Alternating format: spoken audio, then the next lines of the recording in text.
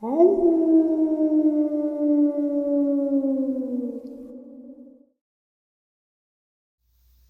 and salutations, everyone. I do hope everyone is still doing well, and welcome back to, depending on wherever you may live or however you choose to read your clock, this early morning, middle of the night bonus upload. Before we jump into it, a couple quick links. As many of you know, I rely on Patreon, PayPal, channel membership, and the merch to help the channel to continue to grow and go. Links to Patreon, PayPal, and channel membership is in the description below. Merch displayed directly under the video. Also, Dogman Frightening Encounters, Volume 1 through 3, the audiobook versions. They were written and researched by Tom Lyons, narrated and produced by me, Jeff Nadolny. Those audiobooks are available on Audible, Amazon, and iTunes, links to which are also in the description as well. And finally, last but definitely not least, if you'd really like to help support the channel to continue to grow and go, simply subscribe. It does not cost a cent. Click the like button. Takes half a second.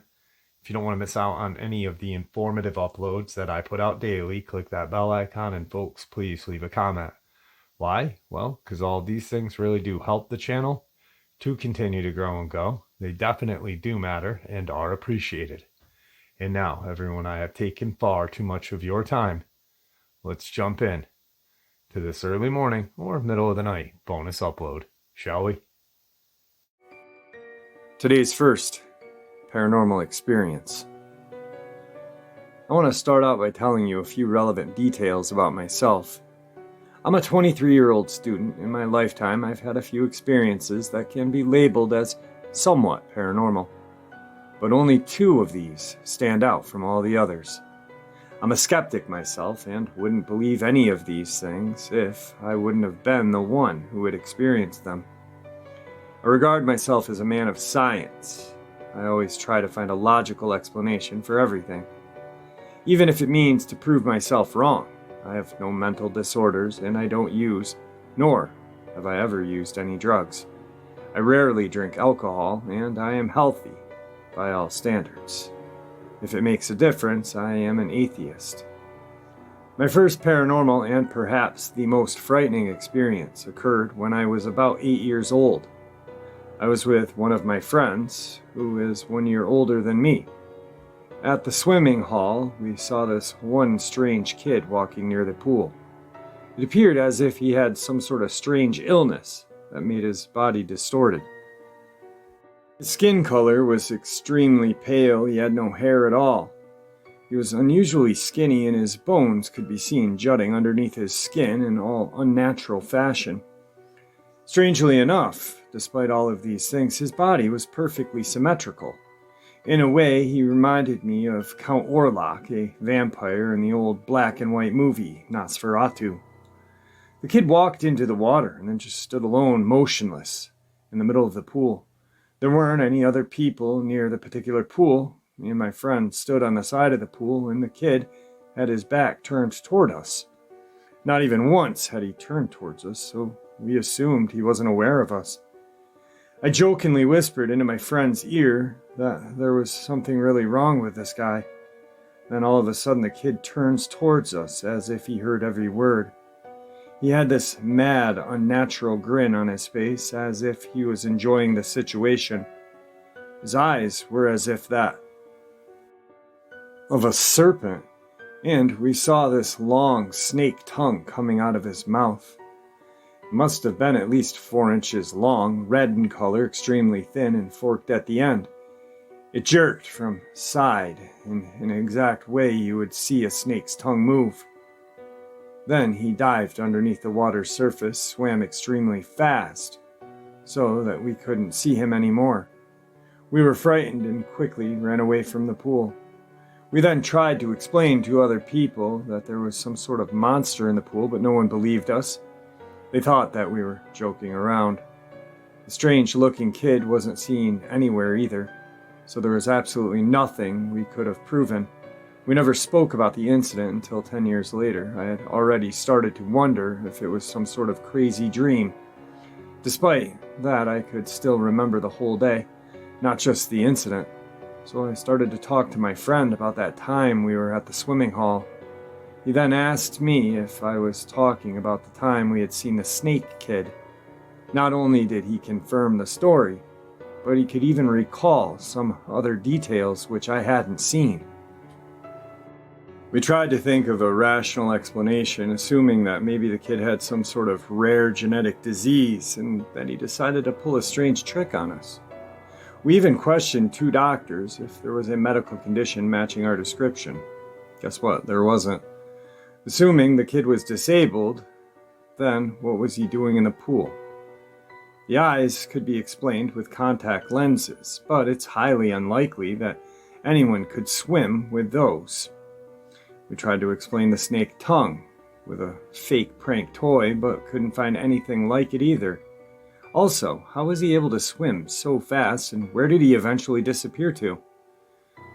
It doesn't really make any sense. It's even more unbelievable that it happened in a public place.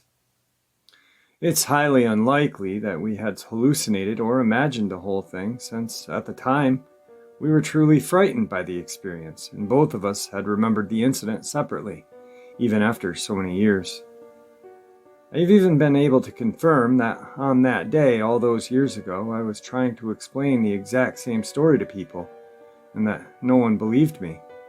To this day, the snake kid remains a complete mystery to me and my friend. Was it a human being, a mutant? Some sort of ghost, an alien being among us? An alien entity? We have no clue what it was, but we both saw it. The second paranormal experience happened when I least expected it. About 4 years ago, I was traveling to school early in the morning. I fell asleep on the train and woke up somewhat 15 minutes before reaching the destination. I looked out the window and saw the highway. Some cars and a truck drove by. Nothing unusual. Then I saw a formation of 7 to 9 birds flying towards 2 o'clock. Nothing unusual. Then I saw some sort of industrial area and a man walking out of a metal door. He was wearing a blue uniform, a yellow helmet, and a briefcase in his left hand. I turned my head away from the window and sat for a while, staring at the wall and ceiling. All of a sudden, I woke up again. I laughed that I had a strange dream within a dream. I then looked out the window of the train and saw the road with a few cars and the truck. It looked somewhat familiar. It was sort of like having deja vu, but not quite. It was like living the same moment again. I then looked up and saw a formation of 7 to 9 birds flying at 2 o'clock in the same exact way which I had seen in my dream. I quickly remembered that in about a minute there would be an industrial complex, and I started to wonder if I would see a man in a blue uniform walking out the door. I was extremely curious and my heart started racing out of excitement. When the train began passing the industrial area, I saw the building and a metal door I had seen in my dream. Imagine my expression when I saw a man in a blue uniform wearing a yellow helmet and carrying a briefcase in his left hand, walking out the door. I pretty much jumped up and said, "Holy crap!" I realized this may have been extreme coincidence, but it's still unbelievable. It was as if I had coincidentally traveled back in 5 to 8 minutes in time. I know it's impossible to prove, but it really happened. So yeah, there you go. These are the most incredible paranormal experiences I've had. Today's second paranormal experience. There's a lot of backstory with me and my paranormal experiences. I've been out at night and seen things I cannot explain. Fully cloudy night, but the whole sky flashes 4 different colors before returning to normal, with witnesses. Dreams of deceased people before their death occurs, communication in dreams with deceased, heard 3 knocks on my door at night, and other freaky stuff. But I'm getting off track. There's a lot of backstory with what I believe led to this appearance, but it's very long and hard to believe, so I'll leave it out, unless anyone is interested. Anyway, it was night. I was in high school, maybe sophomore or junior year. Myself, my brother, and 2 of our friends were outside sitting in the bed of his truck, talking about religion. I grew up Southern Baptist, but being in such a strict Bible-thumping area, I lost interest in organized religion altogether. I was mentioning something about the Bible. I don't remember what edgy teen crap I probably said. I started joking about it. And then suddenly I just turned my head to look at the brush about 5 feet away. That's when I saw this thing. I've never seen anything like it in my life, nor will I ever again, hopefully. Underneath that bush, this thing was crouched, looking like it was ready to pounce, like a cat mid-stalk. It was reptilian, with large eyes, no pupils, tusks or fangs, and a short nose. If it stood up, it'd maybe be 4 feet tall. It was only a fraction of a second that I saw it, and it vanished into thin air. There was nothing in that spot that my brain could have mistaken an object to be such a predator. I'm very analytical, so I've thought about this for years. My brain is really messing with me, but I have no explanation to this date. I still remember it with vivid detail, even now being 21. Needless to say, I said, "What the?" and ran inside, everyone looking around confused, out of their minds. They came inside and I told them what I saw. Needless to say, we stayed inside for the rest of the night. My mom brought sage to try to purify the house after I told her.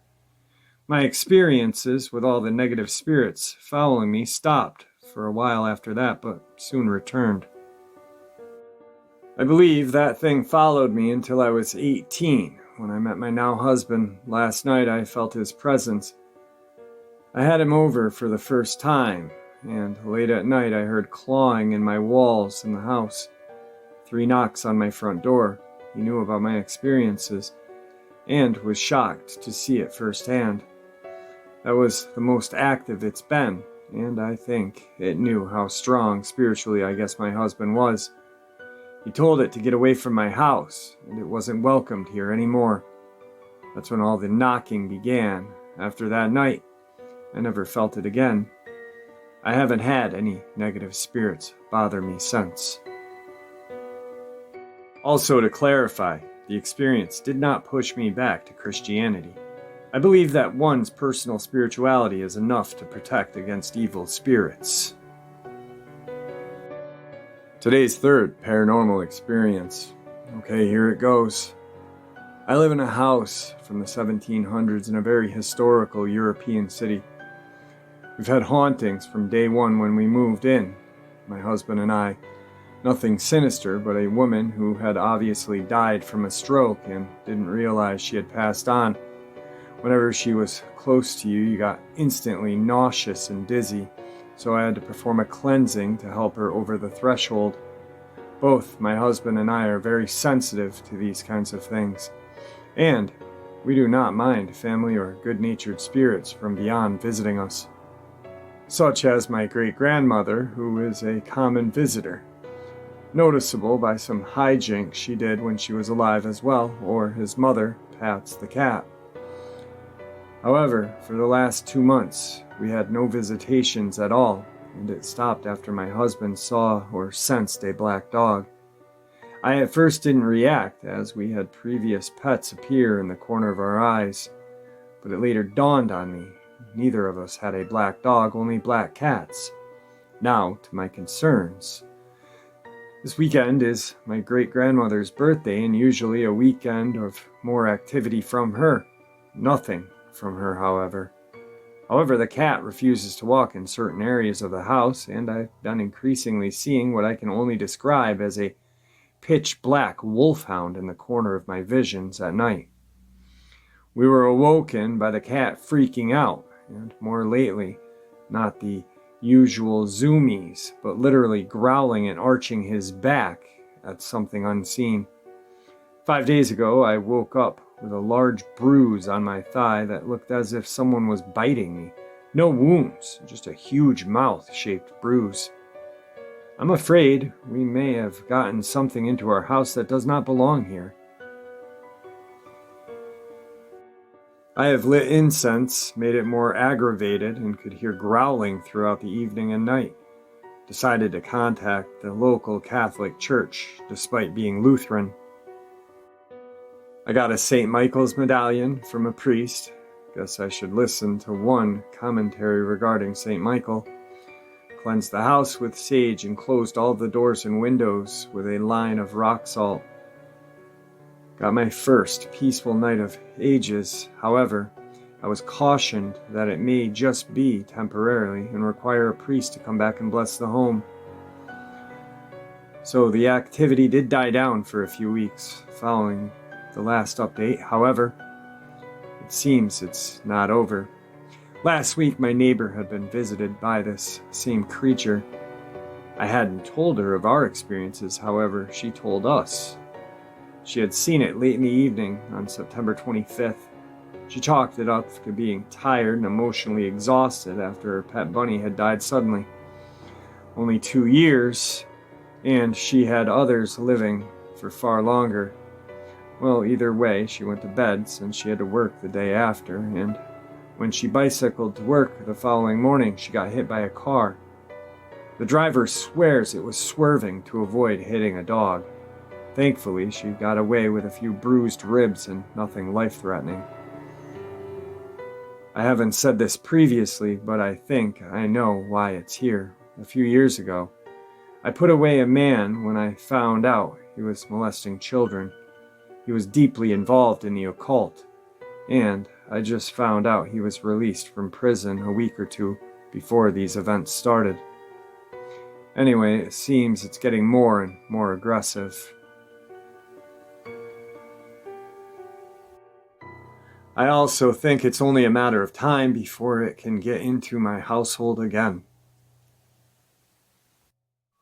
Today's fourth experience on the paranormal side. Without giving too much detail, I did a 4.5-year stint as a security contractor for a company which is pretty well known and well regarded in the industry. During the 2014 invasion of the Crimean Peninsula, after it was determined Russian contractors were being used to invade the peninsula, a certain worldwide military organization decided to be cheeky and send contractors of its own. And I, an 18-year-old, only a few months out of this company's boot camp, was sent along with a sizable force of other contractors.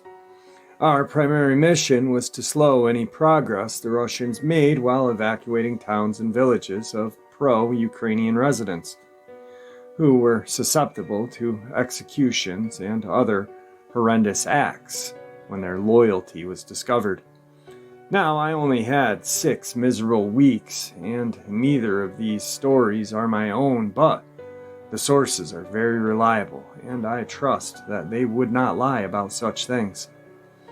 So the first one I'll tell is of Platoon 62. Platoon 62 comprised 2 squadrons of 12 men each and were solely tasked with evacuation duties.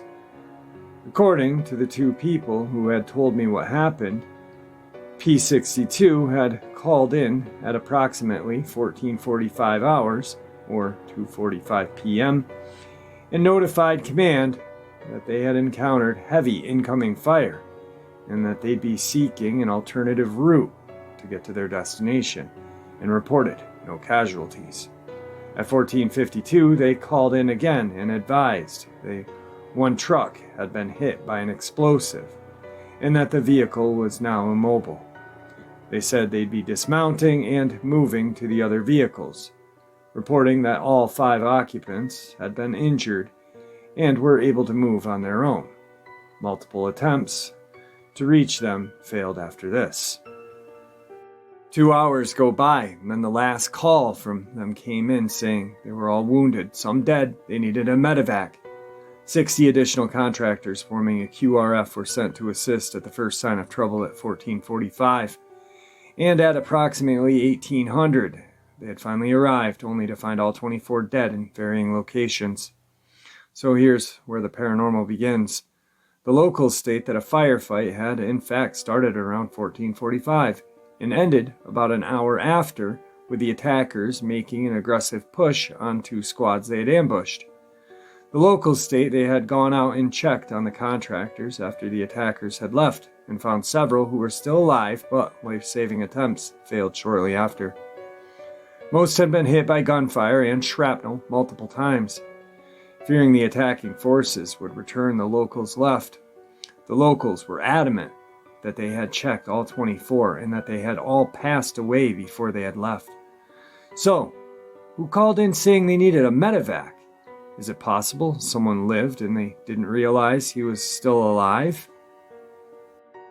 And he Roy Benavides himself long enough to call for help. It's entirely possible that the locals lied or my fellow contractors did as well, but regardless, I do know this: Platoon 62, not their real call sign by the way, was lost on that date and that time. All 24 were killed in an ambush because they had gone down a road we knew had been mapped out for ambushes. We know most of their equipment was damaged in the ambush, including most comms, and that the official release states there were signs indicated someone tried to save a few of them. Regardless of what happened, whether or not that last call for medevac ever came in, we lost 24 great guys that day just trying to save lives. Task Force Blitz, or TF Blitz, or just Blitz, as we called it, was a slowdown task force formed to do as mentioned above, and that was a slowdown any advancement made by the Russians, composed of 150 contractors. It was formed early on, but my squad wasn't attached until I had been in country for about 3 weeks. None of this matters to the story, it just provides some background. It's not uncommon to be given maps that are heavily outdated, or that were completely leading to confusion when we stumbled upon roads and villages that were not marked. Also, it's important to know that GPS was working, but due to bad weather at the time, most of our GPS units were not functioning properly or reliably. Hence, why we relied on maps. While en route to an assignment, the units in the front of our column reported a small cluster of approximately 20 houses and buildings, approximately a half a mile east from the road we're on. Of course, our maps did not show this village. It was decided early on that since we could not confirm previous teams had searched this village, we had to do it again. So my squad of 10 and another of 10 dismounted and approached, joined by 2 armed interpreters. My squad approached from the southwest, the other from the northwest. Maintaining comms while approaching, we identified a gas station, about 15 total homes and apartment buildings. What looked to be government-type building, and 3 buildings I could not possibly identify. So, little by little, we cleared each building. Unfortunately, we did find a few deceased people along the way. Throughout searches, on our end, nothing. As we're wrapping up, the other squad comes out with 2 children and a dog. All 3 appeared to be emaciated, and our medics began treatment while we established a defensive perimeter and waited for an evac platoon to come. The children were picked up. We carry on. Later on, I got to talk to the guys who found the children and dog. And this is where the paranormal begins. While clearing out one of the apartment buildings, the members of the other squad who found them, who I'll call D, interpreter, T, and P. T and P were point, while D covered the rear. All 3 encountered a locked apartment door. T and P confirmed the door handle was locked and the door was firm in a closed position. So they prepared to breach it with a Halligan, when the door simply popped open before they could even get the bar in to the door jamb. Inside they heard what they perceived as a elongated whisper, which D stated was loud enough for him to determine it was something said in Ukrainian. He just couldn't confirm what was exactly said.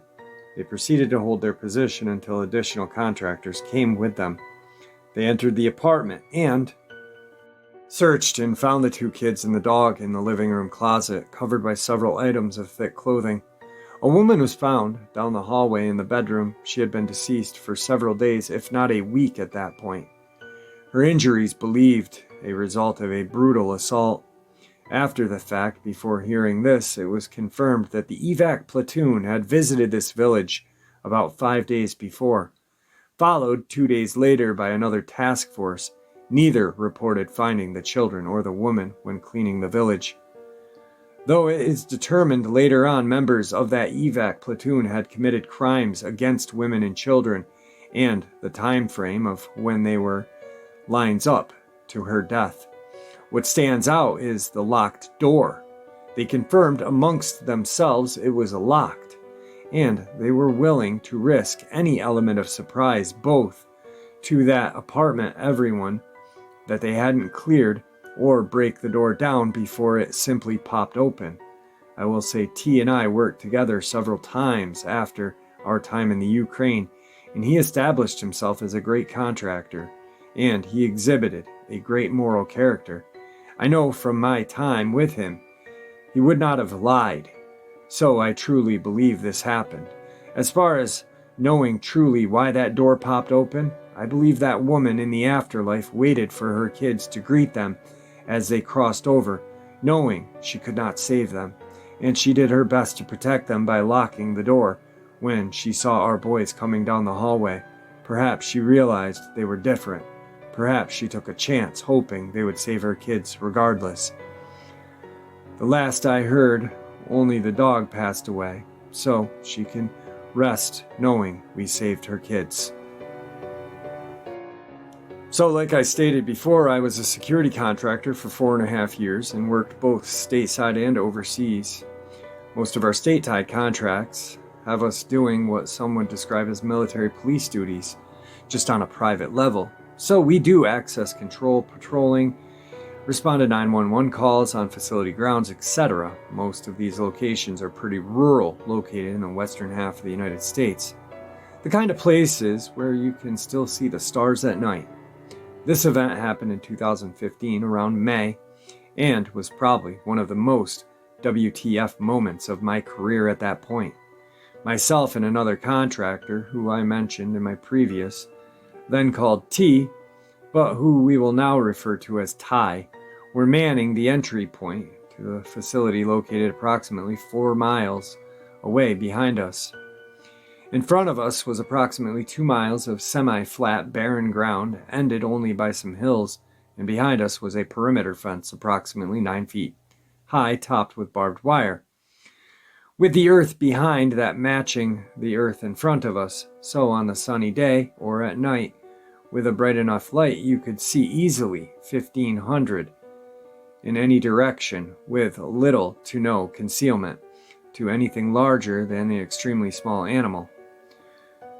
We sheltered in a small 12-by-8 shack, powered with electricity, and that had running water. The front and side windows could be popped out and upwards, allowing fresh air in, so it's about 200 in the morning. It was sitting at around 60 degrees.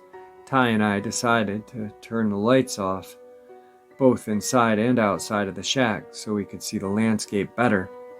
It was a moonless night, slightly cloudy, the kind of night perfect for camping, but it was dark, beyond 75 feet. You could not really see anything besides lights off in the extremely far off distance. As we sat there waiting for nothing, liking posts on social media, we both distinctly heard what sounded like a large quadruped animal approaching the shack, which was odd because neither of us had been briefed on anything like this occurring at this specific facility we were guarding. As we both turned around and began to look out the windows, neither of us could see anything, but it got louder, almost like it was getting closer. At this point, you'd expect to see at least an outline of something because it sounded like it was easily within 50 feet of us, but nothing. We both were confused and justifiably concerned. Neither of us were talking. We just listened and communicated with our concerned looks. This is what really messes with my head, and his, to this day. The closer it got, the slower the steps got, and eventually it sounded like they went from being quadruped to biped. I'm talking, it sounded like someone was now within 10 feet of our shack, just casually walking around it. Believing our eyes to be deceiving us, we used the lights on our rifles to begin to illuminate the area, searching our respective sectors, looking for anything. These lights were bright, the beams easily reaching out to 250 feet, not leaving much to the imagination, and yet nothing, not a single thing or person. But yet once we turned the lights off, the footsteps continued. I would have bet money I was dreaming if I was alone, but I wasn't. I had someone with me confirming what I was experiencing and it to be real. We began to talk amongst ourselves. Night vision? Since we're working at a night post, we're directed to bring our issued night vision goggles with us. So we use those and start scanning. And we literally cannot see a thing, but we can still hear the footsteps. At this point, we're actually so concerned for our safety, we request help. In the meantime, we leave the shack, helmets on, night vision on, and search the immediate area. It's important to note the night vision goggles provided less long-distance vision than the flashlights. We disengaged the ENVGs and went back to flashlights. We searched, kicking over rocks, tapped out feet and divots, seeing if it was a secret hatch. Nothing.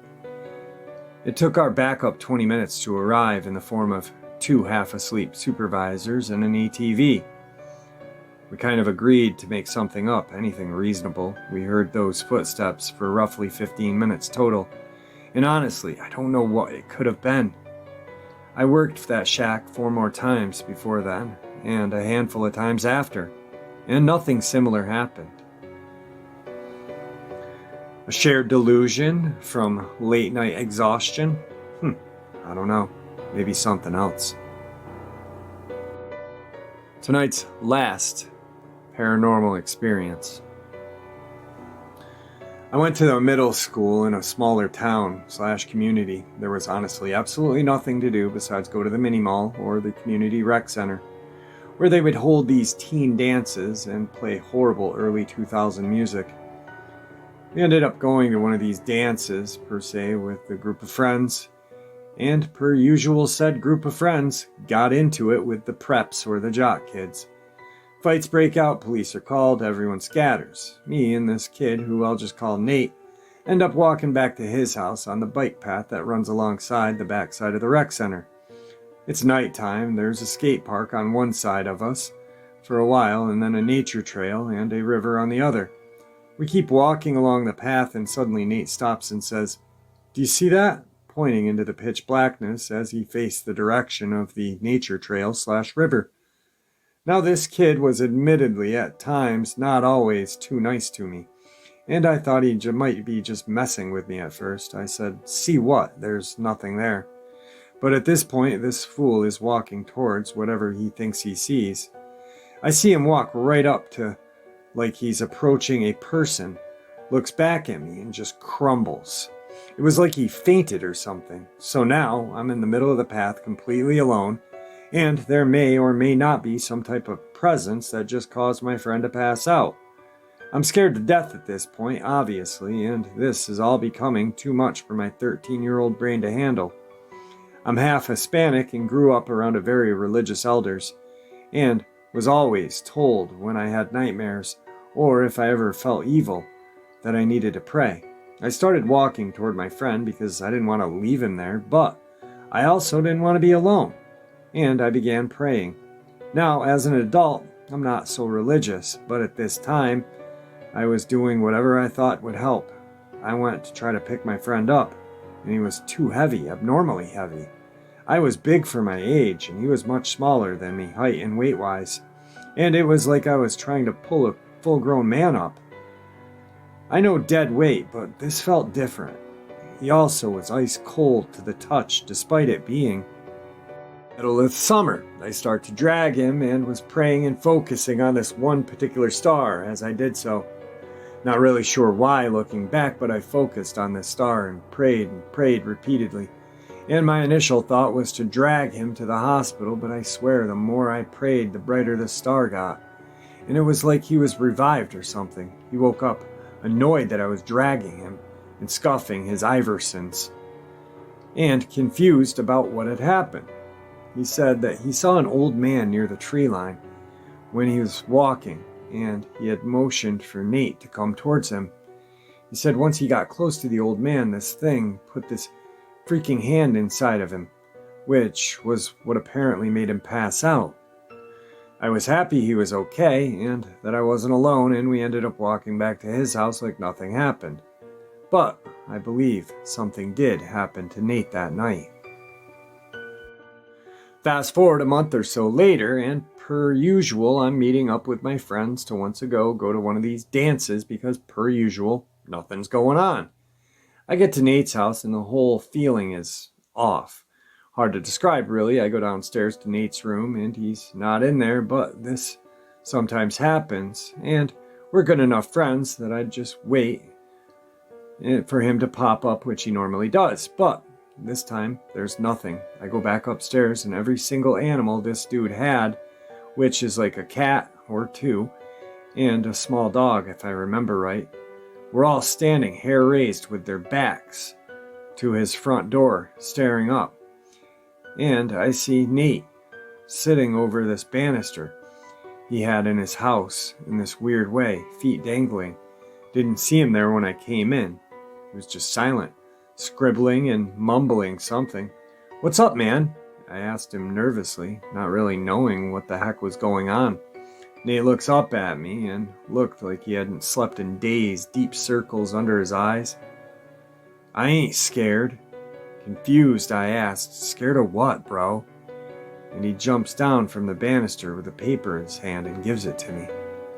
The paper has the word death, and then just blank scribbles, like he had been sitting scribbling the same circle in the same place for a long time. Instantly, I got bad vibes and nope energy, and I flat out told him, "Bro, I'm going home." I opened the door, leaving his terrified animals in the corner wondering if they were going to be okay.